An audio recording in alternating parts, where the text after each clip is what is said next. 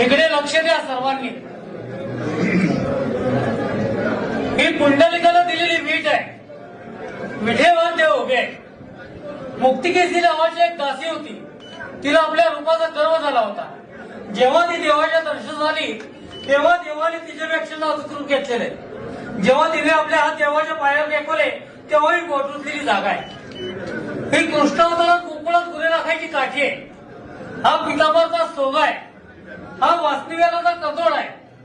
डाव्या हातामध्ये शंख आहे. उजव्या हातात कमळ पुष्प आहे. ही ब्रह्मदेवाने जन्म घेतलेली जागा आहे. हे अर्धांगिनी रुक्मिणवासन स्थान आहे. हे मृगलांचन आहे. हा कौस्तुभमणी आहे. हे मकराकार कुंडल आहे आणि शिवाकाळ मस्तक आहे.